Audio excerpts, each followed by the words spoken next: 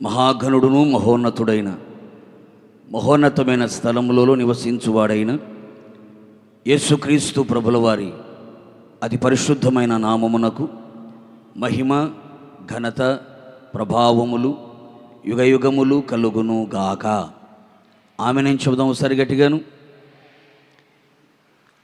ఈ 48వ గుడారాల పండుగ 2వ రోజు పగటి వేళ మొదటి కూడికకు కూడి వచ్చిన మీ అందరికీ నిండు మనస్సుతో నా హృదయపూర్వకమైన ప్రేమ వందనాలు తెలియపరుస్తూ ఉన్నాను. ఈ విధముగా కృపగల దేవుడు గత 47 సంవత్సరాల పాటుగా మన హోసన్నా మినిస్ట్రీస్ని ప్రభు ఎంతగానో ప్రేమించి గుడారాల పండుగని ఘనముగా జరిగిస్తూ 48వ సంవత్సరం లేమల్లే దేవుని దయాక్షేత్రములో ఈ విధముగా ఈ గుడారాల పండుగను జరుపుకోవడానికి కృపగల దేవుడు ఎంతగానో సహాయం చేస్తూ వచ్చాడు. ఈ గుడారాల పండుగలో అల్పుడను అధముడను అభాగ్యుడను ఆయన నన్ను కూడా మెదుట నిలిపి ఆయన మాటలు పంచుకునే అవకాశాన్ని అనుగ్రహించినటువంటి దేవదేవునికి నిండు మనస్సుతో నా కృతజ్ఞతలు తెలియపరుస్తూ ఉన్నాను. అలాగే ప్రేమతో ఈ అవకాశం ఇచ్చినటువంటి సంస్థ నాయకులకి నిండు మనస్సుతో నా వందనాలు తెలియపరుస్తూ ఉన్నాను. అందరికీ నిండు మనసుతో వందనాలు. సరిగట్టిగా చొప్పలు కొడుతూ ప్రభు నామాన్ని కనపరుద్దాం. పరిశుద్ధమైన బైబిల్ గ్రంథము నుండి వచ్చిన వాక్య భాగాన్ని ఈ పూట మనం ధ్యానం చేసుకుందాం. నెహెమ్యా గ్రంథం 1వ అధ్యాయం 9వ వాక్య భాగాన్ని నేను చదువుతూ ఉన్నాను. బైబిల్ ఉన్న వారందరూ కూడా బైబిల్ తెరచి మీ ఒడిలో పెట్టుకొని మీరు కూడా నాతో పాటు చదవడానికి ప్రయత్నిస్తే బాగుంటుందని ప్రేమతో తెలియపరుస్తూ ఉన్నాను. అయితే మీరు నా వైపు తిరిగి నా ఆజ్ఞలను అనుసరించి నడిచిన ఎడల భూదిగంతముల వరకు మీరు తోలివేయబడినను అక్కడ నుండి సహా మిమ్మును కూర్చి నా నామము ఉంచుటకు నేను ఏర్పరచుకొనిన స్థలమునకు మిమ్మును రప్పించదనని ఓ ప్రార్థన చేస్తూ ఆ ప్రార్థనలో ఈ మాట తెలియపరిచినట్టుగా మనము చూడగలుగుతూ ఉన్నాం. షూషను కోటలో రాజుగారి అంతఃపురములో రాజుగారికి గిన్నె అందించే ఓ మంచి స్థాయి కలిగిన వాడు నెహెమ్యా. కొంతమంది బంధువులు నెహెమ్యా గారి దగ్గరికి వచ్చినప్పుడు నెహెమ్యా వారితో మాట్లాడుతూ దేశ క్షేమాన్ని కోరుకొని దేశ ప్రజల యొక్క క్షేమాన్ని కోరుకొని వాళ్ళతో మాట్లాడుతూ ఉన్నాడు. ఆ సమయంలో వచ్చినటువంటి వారితో ఒక మాట చెప్పారు.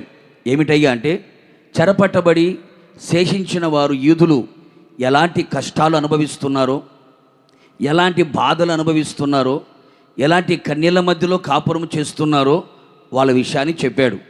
సమస్త దేశములకి ఆభరణముగా ఉన్నటువంటి యెరూషలేము పట్టణం ప్రాకారాలు కూలిపోయినట్లుగా, గుమ్మాలు కాలిపోయినట్లుగా ఆ సమాచారం నెహెమ్యాకు తెలియపరచబడింది.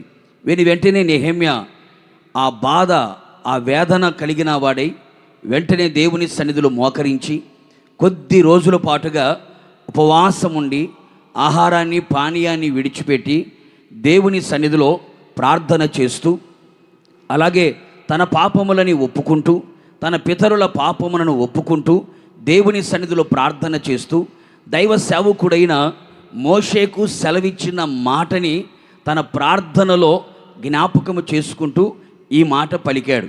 ఈ మాటలో చివరిగా రాయబడిన మాట మనము చూడగలిగితే, నా నామము ఉంచుటకు నేను ఏర్పరచుకొనిన స్థలమునకు మిమ్మును రప్పించేదనని నీవు సెలవిచ్చితివి కదా అని దేవుడు తన సేవకుడైన మోషేకు సెలవిచ్చిన ఆ మాటనే పట్టుకొని దేవుని సన్నిధిలో ప్రార్థన చేస్తూ ఉన్నాడు.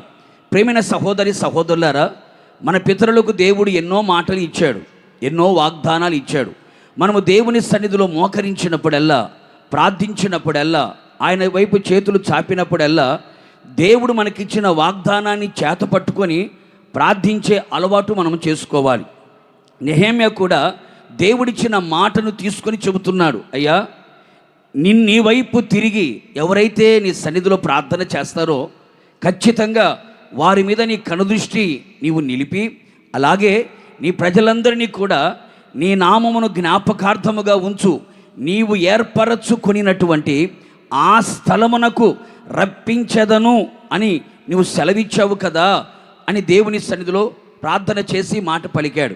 ప్రేమైన సహోదరి సహోదరులారా, నిశ్చయముగా నీవు నేను మనమందరము కూడా ఇదిగో దేవుడు ఏర్పరిచిన ఈ స్థలములోనికి మనమందరము కూడా రప్పించబడి ఉన్నాము. హల్లెలూయా అని చెబుదాం గట్టిగా హల్లెలూయా. దేవుడు ఏర్పరిచిన స్థలములోనికి తెలుగు రాష్ట్రాలు మాత్రమే కాకుండా భారతదేశంలో నలుమూలల నుండి అలాగే ప్రపంచ దేశాల నుండి దేవుడు మనందరినీ కూడా సమకూర్చాడు, ఒక చోటికి చేర్చాడు. ఎక్కడికి చేర్చాడు అంటే దేవుడు తను ఏర్పరచుకున్నటువంటి ఆ స్థలములోకి మనందరినీ కూడా రప్పించి ఉన్నాడు. ఇందులో సందేహమేమీ లేదు. అందుకని పరిశుద్ధమైన బైబిల్ గ్రంథంలో కూడా మనము గమనించి చూడగలిగితే దావీదుతో కూడా నాతాను ప్రవక్త ద్వారా దేవుడు ఒక మాట సెలవిచ్చాడు. ఏమిటా మాట అని చూడగలిగితే దినవృత్తాంతముల మొదటి గ్రంథం 17వ అధ్యాయం 9వ వాక్య భాగంలో ఇలాగూ రాయబడి ఉంటుంది. ఏమిటయ్యా అని మనము చూడగలిగితే, నా జనులగు ఇశ్రాయేలు నిమిత్తము నేను ఒక స్థలమును వారి కొరకు ఏర్పరచి ఉన్నాను అని మాట్లాడుతున్నాడు. నా జనులగు ఇశ్రాయేలుల నిమిత్తము ఒక స్థలాన్ని నేను ఏర్పరచి ఉన్నాను అని మాట్లాడాడు. ప్రేమైన సహోదరి సహోదరులారా, మనమందరము కూడా ఆత్మ సంబంధమైన ఇశ్రాయేలీయులుగా మనం కనబడుతున్నాం. ఆ రోజున శరీర సంబంధమైన ఇశ్రాయేలు ప్రజలకి దేవుడు ఒక స్థలాన్ని ఏర్పరిచినట్లుగా ఇక మీదట వారు కదిలించబడకుండానట్లు, ఇక మీదట వారు అటు ఇటు తిరగకుండానట్లు దేవుడు ఏర్పరిచిన ఆ స్థలములో వారిని నాటి ఏ శత్రువు వారి మీదికి రానివ్వకుండా, ఏ దుర్బుద్ధి కలిగిన వారు వారి మీదికి రానివ్వకుండా పగవారందరినీ కూడా అణిచివేసి శత్రువుల మీద జయమును కలుగు చేసి నెమ్మదిని కలుగు చేసినట్లుగా లేఖనాలు సెలవిస్తున్నాయి. ఆ రోజున శరీర సంబంధమైనటువంటి ఇశ్రాయేలు ప్రజలకే దేవుడు ఒక స్థలాన్ని ఏర్పరిచి ఆ స్థలములో వాడిని నాటితే యేసు రక్తముతో కడగబడి మారు మనస్సు పొంది బాప్తీసం పొంది దేవుని యొక్క ఆత్మచేత నింపబడి అపోస్తుల బోధ, సహవాసం, రొట్టె విరుచుట, ప్రార్థనలో ఎడతెగక గడుపుతూ ప్రభు రాకడను గురించిన ఒక నిరీక్షణ కలిగిన వారమై ఈ విశ్వాస యాత్రలో, ఈ పరుగు పందెములో ఆయన వైపు చూచుచు, ఆయన వైపు చేతులు చాపి ఆయన వైపు చూచి నడిపించబడుతున్న ఆత్మ సంబంధమైన ఇశ్రాయేలీయులుగా ఉన్న మనకి కూడా దేవుడు ఒక స్థలాన్ని ఏర్పరచి ఉన్నాడు. ఆ స్థలమే ఈ దయాక్షేత్రం. కొడుచబలి గట్టిగాను, విశ్వసించిన వాళ్ళందరి గట్టిగాను, దేవుడు ఏర్పరిచినటువంటి ఈ దయాక్షేత్రం అనే ఏర్పరచబడిన ఈ స్థలములోకి ఆయన మనందరినీ కూడా రప్పించి ఉన్నాడు. ఇంకా కాస్త పరిశుద్ధ గ్రంథములోకి మనం వెళ్ళి తొంగి చూడగలిగితే అన్నదమ్ముల మధ్యలో తగాద ఏర్పడింది, ఆస్తి తగాద ఏర్పడింది. ఆ ఆస్తి తగాదను బట్టి ఆస్తిని చేతపట్టుకోలేదు కానీ ప్రాణ భయాన్ని గుండెలో పెట్టుకొని యాకోబు పుట్టింటిని వదిలిపెట్టి మేనమామ ఇంటికి బయలుదేరి వెళుతున్నాడు. తాను వెళుతున్న మార్గంలో చీకటి పడింది. ఆ రాత్రి అక్కడే నిలిచిపోయాడు. ఆ రాత్రి అక్కడ నిలిచిన యాకోబు రాయిని తలగడగా చేసుకొని గాఢ నిద్రలోకి వెళ్ళిపోయాడు. ఆ నిద్రలో ఆకాశము తెరవబడినట్లుగా, సింహాసనాసీనుడైన దేవుడు అక్కడ కనబడినట్లుగా, పరలోకము నుండి తన తలగడ మీదికి ఒక నిచ్చెన వేయబడినట్లుగా దేవదూతలు ఎక్కుచూ దిగుచూ ఉండుట తన కన్నులారా కలలో చూస్తూ ఉన్నాడు.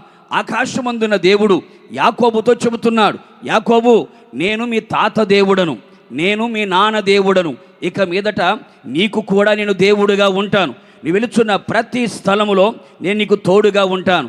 నీ సంతానానికి ఈ స్థలాన్ని అనుగ్రహిస్తాను. ఇక్కడే నీ సంతానాన్ని నలువైపులా వ్యాపింప చేస్తాను. నేను నీకు మాట ఇస్తున్నాను, ఇచ్చిన మాట నెరవేర్చేంత వరకు కూడా నేను విడిచిపెట్టను అని యాకోబుకి వాగ్దానాల మూట నెత్తిన పెట్టి యాకోబుతో మాట్లాడుతూ వచ్చాడు. వెంటనే ఆ రాత్రి నిద్రపోయిన యాకోబు తెల్లవారేసరికి లేచి నిలిచి వెంటనే భయపడి ఏమంటున్నాడు తెలుసా?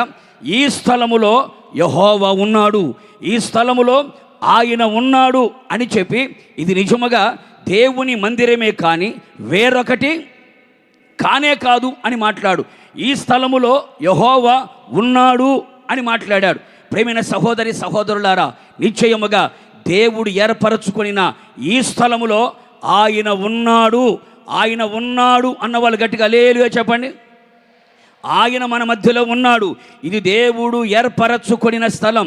యాకోబు ఆ రాత్రి వరకు ఆ స్థలాన్ని గురించి ఏమన్నాడు అంటే, ఇది భీకర ధ్వనిగల పాడైన ఎడారి అనుకున్నాడు.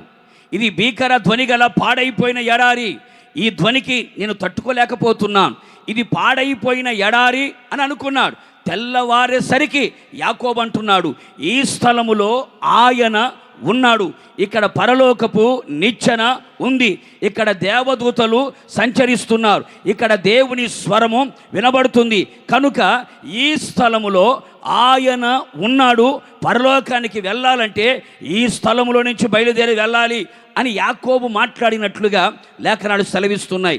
ప్రేమైన సహోదరి సహోదరులారా, మీరు ఈ స్థలములో కనుక మునుపు 2-3 నెలల క్రితం ఇది కూడా ఒక పాడైన ఎడారిలాగా కనబడుతూనే ఉంది. ఒక పక్క కొండ, మరొక పక్క చెట్లు, మరొక పక్క అదొక రకమైన పరిస్థితి. కానీ కృపగల దేవుడు ఈ రోజున దేవుడు ఏర్పరచుకున్న స్థలముగా దేవుడు మార్చాడు. నిశ్చయముగా మీరు విశ్వసించండి, ఈ స్థలములో ఆయన ఉన్నాడు. ఈ స్థలములో పరలోకపు నిచ్చెన వేయబడి ఉంది. ఈ స్థలములో దేవదూతలు సంచరిస్తున్నారు. ఈ స్థలములో దేవుని స్వరం మీకు వినబడుతూనే ఉంది. ఇది దేవుని మందిరమే తప్ప, ఇది దేవుడు ఏర్పరచుకున్న స్థలమే తప్ప వేరొకటి కాదు. పరలోకానికి వెళ్ళాలంటే ఈ స్థలములో నుండే వెళ్ళాలి. కొడుచబలి గట్టిగా ప్రభుకి. నిశ్చయముగా మీరు విశ్వసించండి, నిన్ను నన్ను మనందరినీ కూడా ఆయన ఏర్పరచుకొనినటువంటి స్థలములోకి ఆయన రప్పించి ఉన్నాడు. ఇది ముమ్మాటికి వాస్తవం. నీ అంతట నువ్వు ఈ స్థలానికి రాలేదు, ఎవరో బలవంతము చేస్తే ఈ స్థలానికి రాలేదు. దేవుని యొక్క ఆత్మచేత నువ్వు ప్రేరేపించబడి దేవుని యొక్క ఆలోచనలో నీ ఉన్నావు గనుక, దేవుని మనస్సులో నీ ఉన్నావు గనక దేవుడు ఏర్పరచుకొనిన ఈ స్థలానికి నా దేవుడు నిన్ను తీసుకొని వచ్చాడు. తీసుకొని వచ్చిన దేవుడు ఈ స్థలములో ఆయన ఏమైతే చెయ్యదలిచి ఉన్నాడో ఆ కార్యములన్నీ కూడా ఈ గుడారాల పండుగలో జరిగించునుగాక, ఈ గుడారాల పండుగలో జరుగునుగాక. విశ్వసించిన వారందరూ గట్టిగా చప్పలు కొడుతూ ప్రభుని కనపరుద్దాం. గట్టిగా. ప్రేమైన సహోదరి సహోదరులారా, ఒక మాట మనం ఆలోచన చేయగలిగితే, నిన్ను నన్ను మనందరినీ కూడా ఆయన తాను ఏర్పరచుకొనినటువంటి స్థలములోకి రప్పించెను అనే మాట మనం చూస్తున్నాం. ఎందుకని ఆయన మనలని తాను ఏర్పరచుకొనిన స్థలములోకి ఎందుకు తీసుకొని వచ్చాడు? తీసుకొని రావలసిన అవసరం ఏమై ఉంది? ఈ ఏర్పరచబడిన ఈ స్థలములో నా ఎడల, నీ ఎడల, మన ఎడల, మన సంస్థ ఎడల దేవుని యొక్క ఆలోచన, దేవుని యొక్క చిత్తం, దేవుని యొక్క ప్రణాళిక ఏమై ఉన్నది అనే సంగతులు పరిశుద్ధమైన బైబిల్ గ్రంథంలో ఒక 4 విషయాలు చాలా క్లుప్తంగా చెబుతాను. పరిశుద్ధాత్మదేవుడు మనందరితో మాట్లాడును గాక. మొదటి మాట ద్వితీయోపదేశ కాండము 16వ అధ్యాయము 11వ వాక్యము 15వ వాక్యము, ఈ 2 వాక్య భాగాలు ఒకసారి మనం చదువుదాం. ద్వితీయోపదేశ కాండము 16వ అధ్యాయం 11వ వాక్యము 15వ వాక్యం. అప్పుడు నీవును, నీ కుమారుడును, నీ కుమార్తెయును, నీ దాసుడును, నీ దాసియును, నీ గ్రామములోనున్న లేవీయులను, నీ మధ్యనున్న పరదేశులను, తల్లిదండ్రులు లేనివారును, విధవరాండ్రును, నీ దేవుడైన యెహోవా తన నామమును స్థాపించుటకై, ఈ మాట గుర్తుపెట్టుకోండి, ఏర్పరచుకొనిన స్థలమున నీ దేవుడైన యెహోవా సన్నిధిని సంతోషింపవలెను. అలాగే 15వ వాక్య భాగం, నీ దేవుడైన యెహోవా నీ వచ్చుబడి అంతటిలోను, నీ చేతి పనులన్నిటిలోనూ నిన్ను ఆశీర్వదించును గనుక యెహోవా ఏర్పరచుకొను స్థలమున నీ దేవుడైన యెహోవాకు 7 దినములు పండుగ చేయవలెను. నీవు నిశ్చయముగా సంతోషించవలెను. ప్రేమైన సహోదరి సహోదరులారా, ఇప్పుడు మనము చదివినటువంటి ఆ 2 వాక్య భాగాలలో దైవ సేవకుడైన మోషే ఇశ్రాయేలు ప్రజలకి 2వ మారు ఉపదేశించి చెబుతున్న చక్కని మాటలు. ఈ 2 మాటలు మనము చదివినప్పుడు ఈ 2 మాటల్లో ఒక మాట మనకు కనబడుతుంది. ఏమిటా ఆ మాట అంటే, యెహోవా ఏర్పరచుకొనిన స్థలములలో, యెహోవా ఏర్పరచుకొనిన స్థలములలో అనే మాటను ఉపయోగించాడు.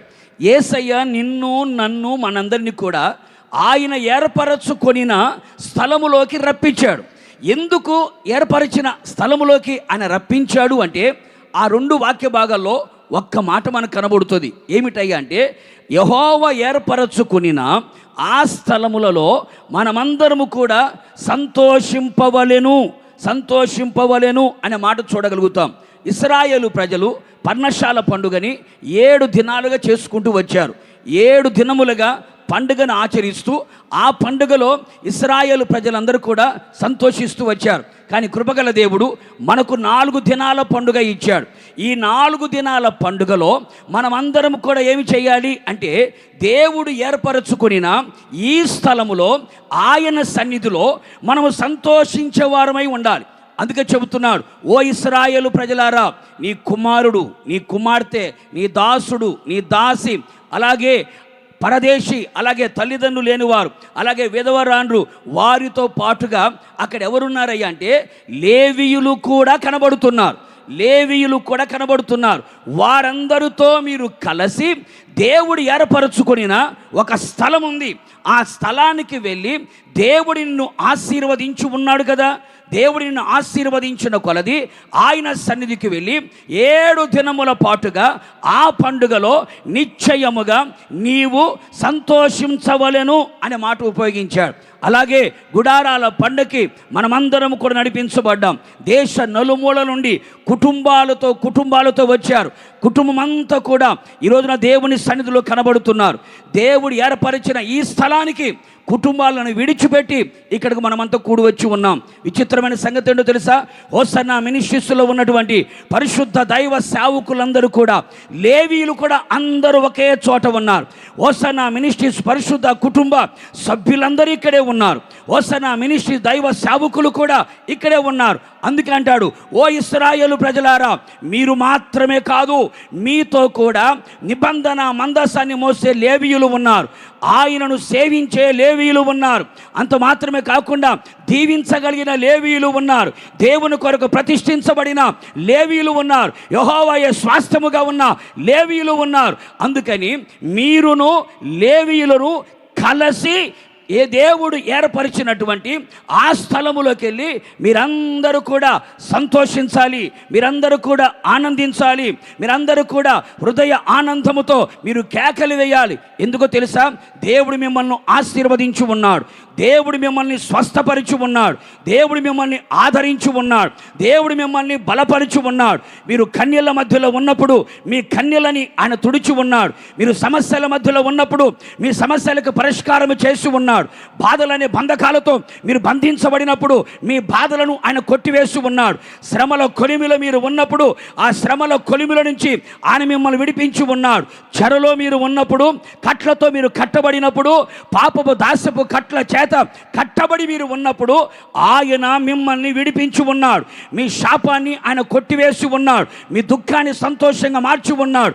మీ ప్రతి సమస్య నుంచి ఆయన విడుదల కలుగ చేసి ఉన్నాడు. గనక 7 దినముల పాటుగా దేవుని సముఖానికి మీరు వచ్చి దేవుని సన్నిధిలో కూడి ఉండి, సేవకులు, విశ్వాసులు అందరూ కలిసి దేవుని సన్నిధిలో మీరు సంతోషించండి.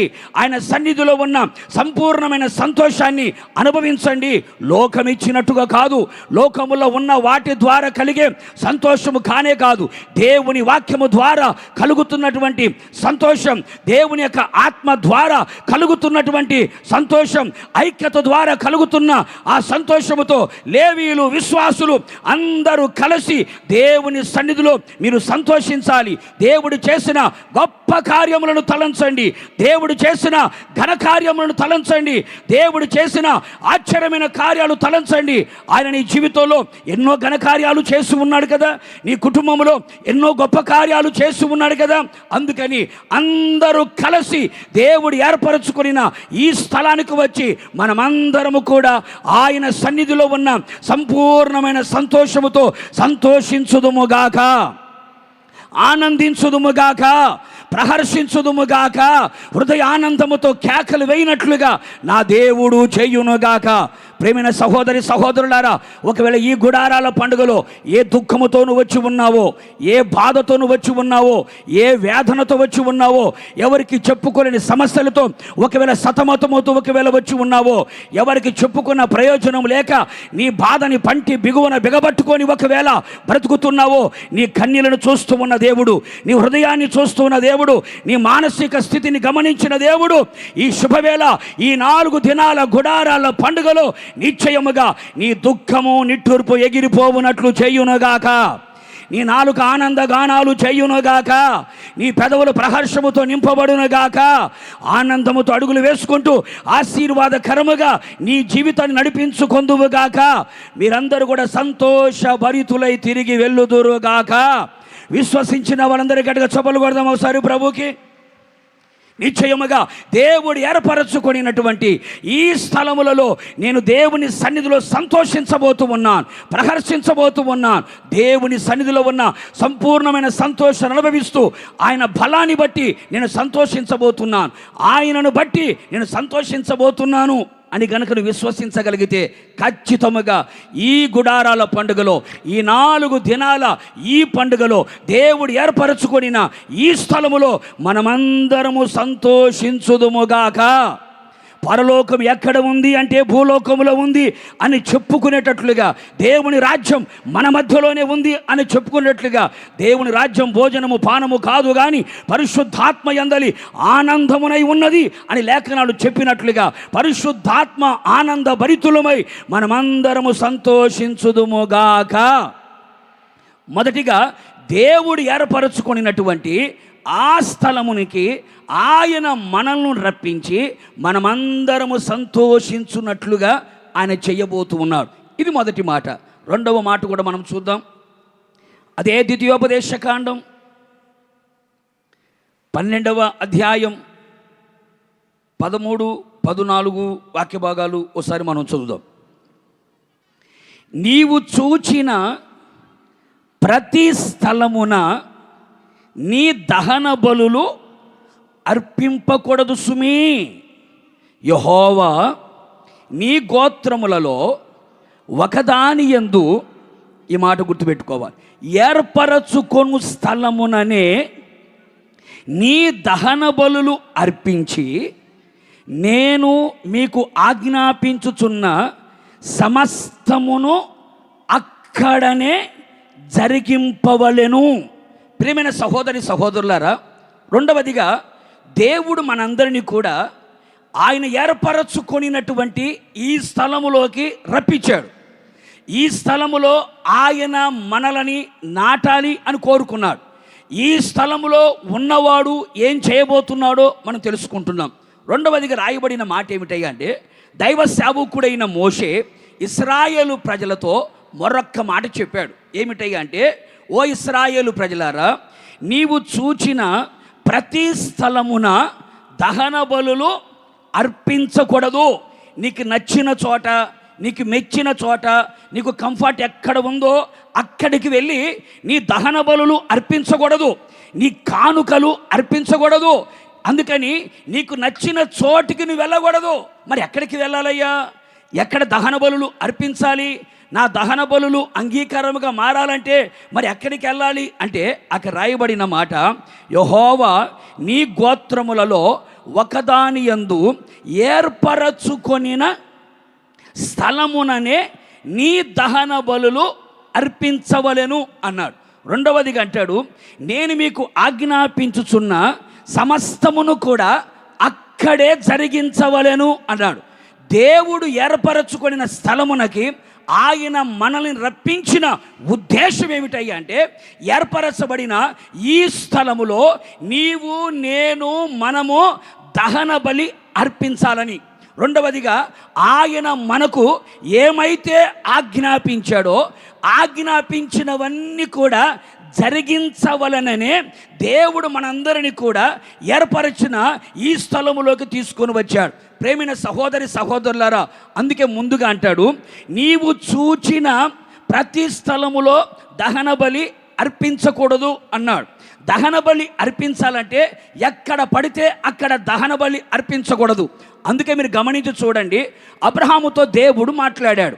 అబ్రహాం, నీకు ఒక్కడై ఉన్న కుమారుని అనగా ఇస్సాకుని నాకు బలి అర్పించాలి అన్నాడు. అన్న దేవుడు ఏం చెబుతున్నాడో తెలుసా? నేను చూపించబోయే పర్వతములలో ఒక పర్వతము మీద ఇస్సాకుని బలి అర్పించాలి అన్నాడు. ఎందుకని? ఒకవేళ అబ్రహాం ఇంటనక దహన బలి అర్పిస్తాడేమోనని. నేను ఎక్కడ చూపిస్తానో, ఎక్కడికి వెళ్ళమంటానో వెళ్ళమనిన చోటికే నువ్వు వెళ్ళి, వెళ్ళమనిన ఆ స్థలములోకి వెళ్ళి ఆ స్థలములోనే దహన బలి అర్పించవలెను అని మాట్లాడాడు. ప్రేమైన సహోదరి సహోదరులారా, ఈ రోజున దేవుడు మనందరినీ కూడా ఏర్పరిచినటువంటి ఈ స్థలానికి మనం రప్పించాడు. ఎందుకో తెలుసా? మనమందరము కూడా దహన బలి అర్పించుట కొరకు. దహన బలి అనేది దేని సూచిస్తుంది అని కనుక పరిశుద్ధ గ్రంథములో కనుక మనము చూడగలిగితే, పాత నిబంధన కాలములో బలులు కనబడుతాయి. ఆ బలులలో ఒక బలి దహన బలి. ఆ దహన బలి అనదానికి ఒక చిన్న అర్థం మీకు చెప్తాను.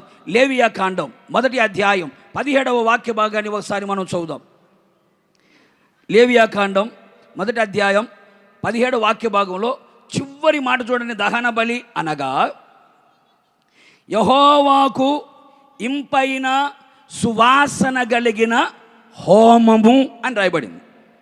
దహన బలి అనగా పశువులనే కానివ్వండి, పక్షులనే కానివ్వండి, దహన బలి అర్పించిన తర్వాత ఆ దహన బలి గురించి ఉన్నటువంటి ముఖ్య ఉద్దేశం ఏమిటయ్యా అంటే, దహన బలి అనగా యెహోవాకు ఇంపైన సువాసన గల హోమము అని రాయబడింది.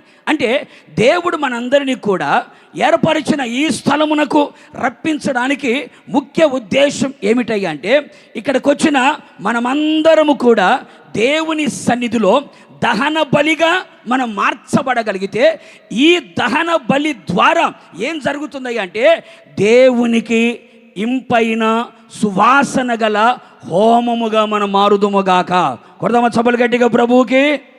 దేవునికి ఇంపైన సువాసన కలిగిన హోమముగా మనం మారాలి. ప్రేమైన సహోదరి సహోదరులారా, ఇంతవరకు మనుషులకి ఇంపుగా బ్రతుకుతున్నావేమో, కుటుంబానికి ఇంపుగా బ్రతుకుతున్నావేమో, లోకానికి ఇంపుగా బ్రతుకుతున్నావేమో, దేవునికి ప్రియముగా బ్రతకని స్థితిలో ఒకవేళ నీవు కనబడుతున్నావేమో, ఈ శుభవేళ నీవు దేవునికి ఇంపైన సువాసన కలిగిన హోమముగా నీవు మార్చబడినట్లుగా నిన్ను నీవు దేవుని సన్నిధిలో దహన బలిగా మార్చబడాలి. దహన బలిగా ఎవరైతే మార్చబడతారో, ఆ దహన బలిగా మార్చబడిన వారందరూ కూడా దేవునికి ఇంపైన జీవితం, దేవునికి ఇంపైన జీవితాన్ని జీవించేవారుగా కనబడతారు. ఈ శుభవేళ మనమందరము కూడా దేవునికి ఇంపైన సువాసన కలిగిన హోమముగా మనం మార్చబడాలి. మనం చేస్తున్న ప్రార్థన దేవునికి ఇంపుగా ఉండాలి. మనం చేస్తున్న భక్తి జీవితం దేవునికి ఇంపుగా కనబడాలి. మనం చేస్తున్నటువంటి ఆత్మ సంబంధమైన ఈ ప్రయాణం దేవునికి ఇంపుగా మారాలి.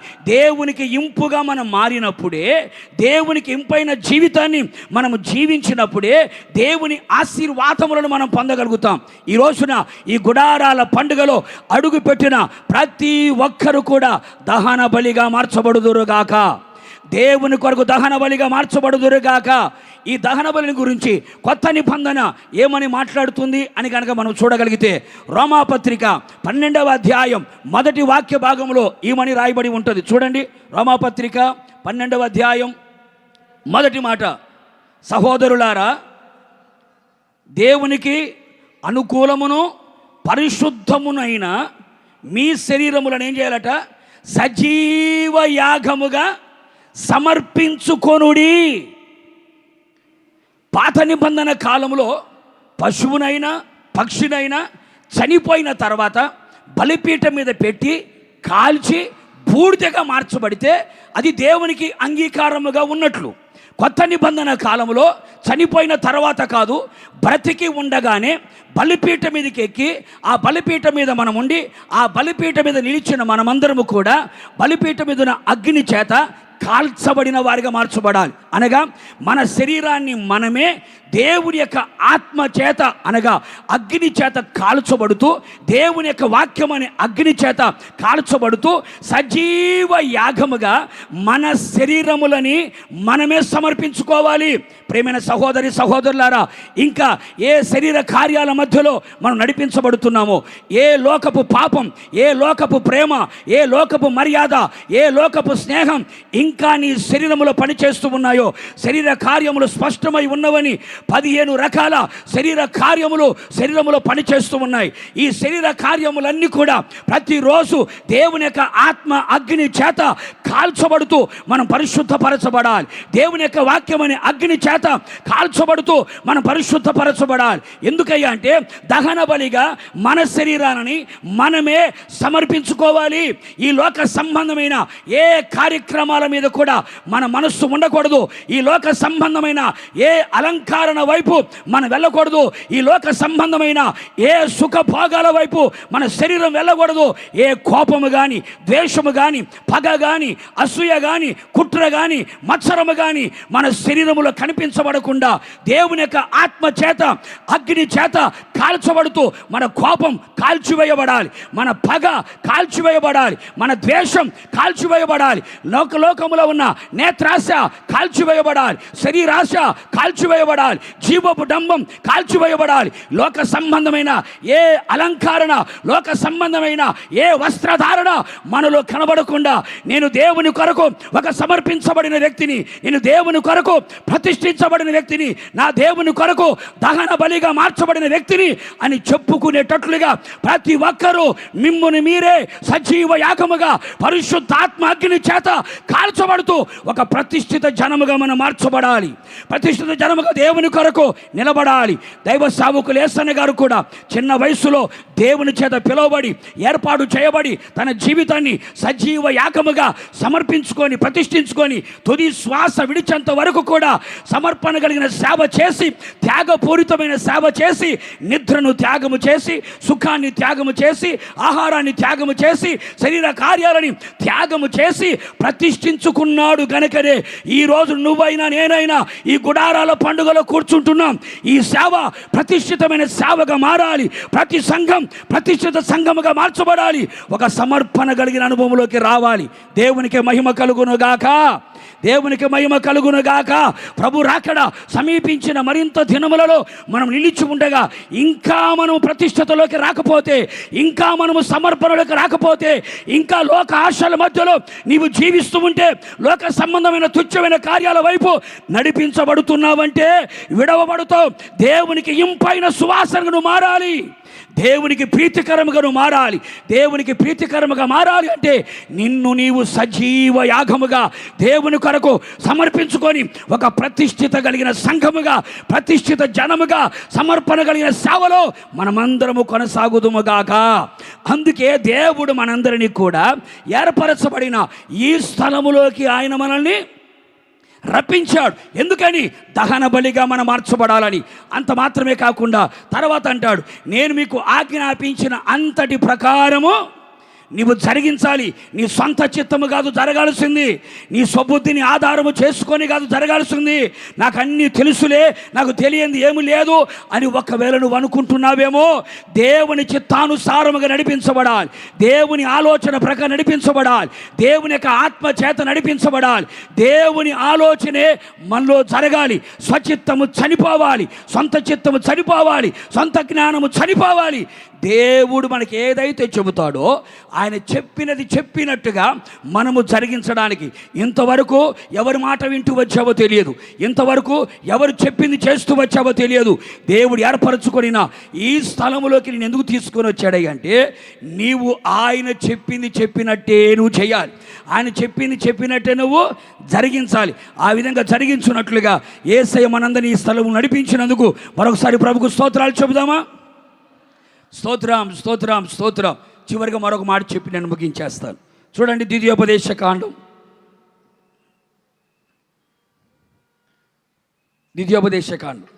చివరి మాట 16వ అధ్యాయం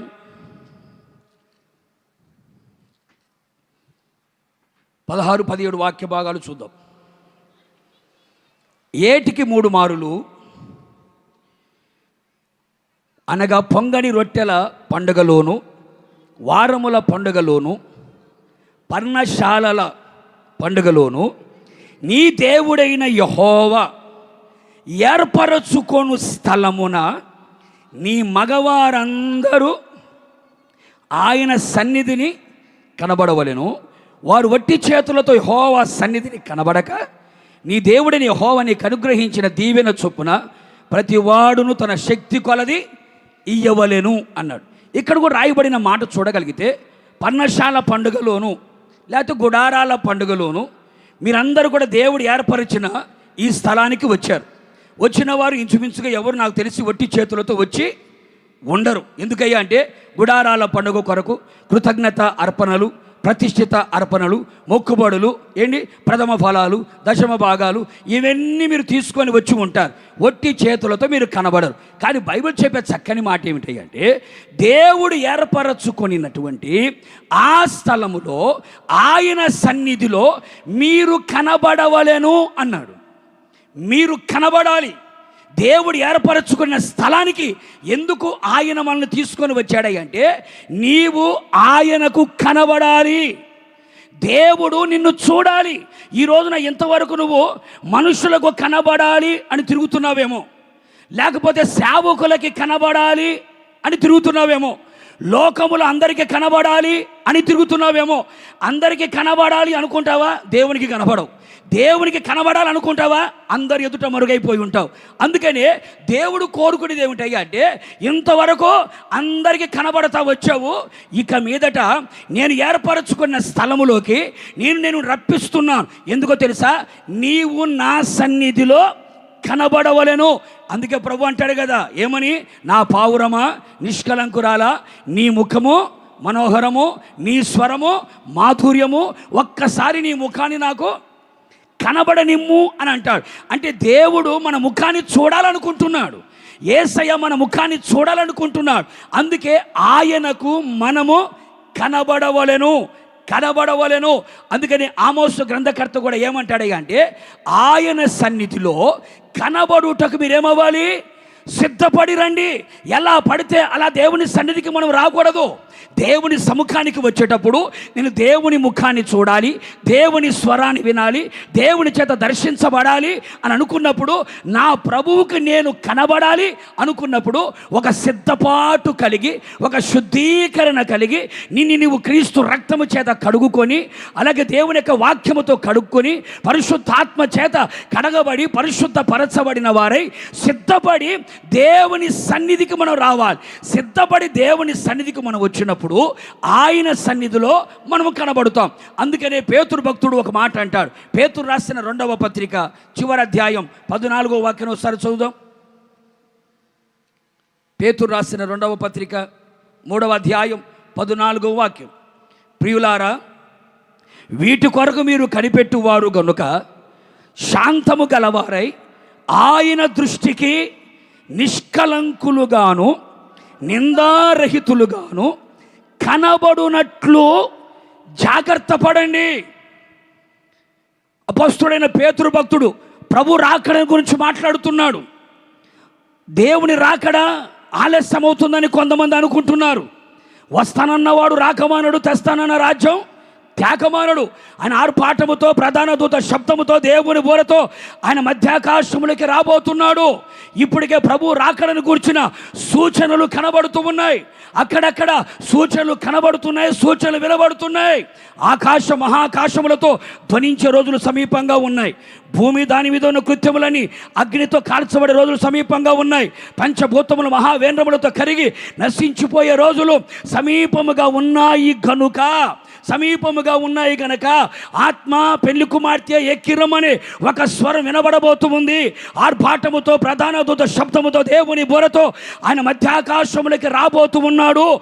ఆయన వచ్చినప్పుడు మనమందరము ఆయన సన్నిధిలో అనగా దేవుడు ఏర్పరిచినటువంటి ఈ స్థలములో ఎలా కనబడాలి? ఆయన దృష్టికి నిష్కలంకులుగాను నిందారహితులుగా మనము కనబడాలి. ఏ నింద మన మీద లేకుండా నిందారహితులుగా మన ప్రాణములోను మన ఆత్మలోను మన శరీరములోను నిందారహితులుగా మనం కనబడాలి. నిష్కపటులుగా మనం కనబడాలి. నిష్కల్మషులుగా మనం కనబడాలి. ఎందుకయ్యా అంటే మన యేసయ్య పరిశుద్ధుడైన దేవుడు గనుక, సుచరిత్ర గల దేవుడు గనుక, కామ క్రోధ మద మోహ లోభ మత్సరము లేని ఆ జన్మ బ్రహ్మచారి గనుక, పాపము చేయనివాడు, పాపం ఎరగనివాడు, పాపంలో చేరనివాడు, ఆయన పరిశుద్ధుడు, నిర్దోషి, నిష్కల్మషుడైన దేవుడు గనక ప్రపంచానికి నాలో పాపమున్నదని ఎవడైనా స్థాపించగలడా అని ప్రపంచానికి సవాలు విసిరిన ఏకైక పరిశుద్ధుడు ఆయన రాబోతూ ఉన్నాడు. ఆ పరిశుద్ధుడైన యేసు క్రీస్తుకి మనము కనబడాలి. ఎలా కనబడాలి? నిర్దోషులుగా మనము కనబడాలి, నిష్కల్మషులుగా మనం కనబడాలి, నిష్కపటులుగా మనం కనబడాలి, నిందారహితులుగా కనబడాలి. అందుకనే దేవుడు తను ఏర్పరిచినటువంటి ఈ స్థలానికి మనందరినీ కూడా రప్పించి ఆయన మనలని పరిశుద్ధపరచి పవిత్రపరచి అలాగే శుద్ధీకరణ కలుగచేసి మన ప్రాణ ఆత్మ శరీరంలో నిందారహితులుగా మార్చి ఆ పరిశుద్ధుడిని యేసయ్య మేఘముల మీదకి వచ్చినప్పుడు ఆత్మ నీవు సిద్ధపరిచినటువంటి ఆ సంఘాన్ని తీసుకొని రమ్మని ఆయన పిలిచినప్పుడు పరిశుద్ధులు మాత్రమే, పరిశుద్ధత కలిగిన వారు మాత్రమే దేవుని సన్నిధిలో కనబడతారు. కూడా చబలి గట్టిగా. అందుకని బైబిల్ చెబుతున్న మాట, మొదటి పునరుత్థానములో పాలు పొందువారు ధన్యులు, వారు పరిశుద్ధులు అని రాయబడింది. రెండవ మరణం వాళ్ళ మీద అధికారము లేదు అని రాయబడింది. కనుక ప్రేమైన సహోదరి సహోదరులారా, మనమందరము దేవుడు ఏర్పరిచిన ఈ స్థలానికి ఆయన ఎందుకు తీసుకొని వచ్చాడంటే మనమందరము నిందారహితులుగా నిష్కపటులుగా ఆయన సన్నిధిలో మనము కనబడాలి. ఈ దీన శరీరం మహిమగల శరీరముగా మార్చబడాలి. మర్త్యమైపోయి ఈ శరీరం అమర్త్యతను ధరించుకోవాలి.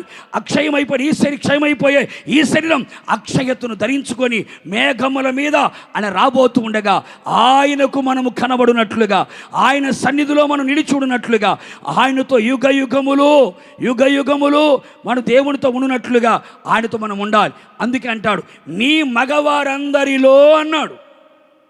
స్త్రీల పేరు ఎందుకు రాయలేదని మీరు అంటారేమో, మగవారందరిలో అన్నారు. మగ అనే దేనికి సూచన అంటే జయ జీవితానికి సూచనగా కనబడుతుంది. జయ జీవితము కలిగిన వారందరిలో. అందుకనే ఇనపదన్నము చేతబట్టి భూమిని ఏలనై ఉన్నటువంటి పరిపాలన చేయగలిగిన ఒక మగ శిశువుని ఆ స్త్రీ కనగానే ఎక్కడికి వెళ్ళిందట? సింహాసనం మీద కొనిపోబడిన రాయబడింది. మగవారందరిలో అనగా జయ జీవితము కలిగిన వారందరిలో, లోకాన్ని జయించిన వారు, పాపాన్ని జయించిన వారు, సాతాన్ని జయించిన వారు, శరీరాన్ని జయించిన వారు, సమస్తాన్ని జయించినటువంటి ఆ మగవారందరిలో వారందరూ కూడా దేవుడు ఏర్పరిచినటువంటి ఆ స్థలములో ఆయన సన్నిధిలో కనబడాలి. వారు ఎప్పుడైతే కనబడతారో వాళ్ళందరినీ కూడా ప్రభు తన రాకడలో తీసుకొని వెళ్ళిపోతాడు. ఆయనతో కూడా యుగ యుగాలు మనం ఉండగలుగుతాం. నిత్య సియోనులో నూతన యెరూషలేములో ఆయనతో కూడా మనం ఉండగలుగుతాం. నిశ్చయముగా నా దేవుడు మనందరినీ కూడా ఆయన ఏర్పరిచినటువంటి ఆ స్థలములోకి రప్పించిన దేవుడు ఇట్టి ఘనకార్యాలు జరిగించునుగాక. ఈ విధంగా దేవుడు చేయునుగాక. ఆయన ఏర్పరిచిన స్థలములో మనందరిని ఆయన సంతోషింప చెయ్యునుగాక. ఏర్పరిచిన స్థలములో మనం దహన బలిగా మార్చబడి ఆయన చిత్తాన్ని జరిగించుదుముగాక. ఏర్పరిచిన స్థలములో మనమందరము ఆయన సన్నిధిలో జయ జీవితము కలిగిన వారమై నిష్కపటులుగా అలాగే నిర్దోషులుగా నిందారహితులుగా ఆయనకు కనబడుదుముగాక. ఈ మాటలన్నీ నా యేసయ్య మన హృదయంలో స్థిరపరిచి నిరంతరంగా ఫలింపచేసి రాకడకు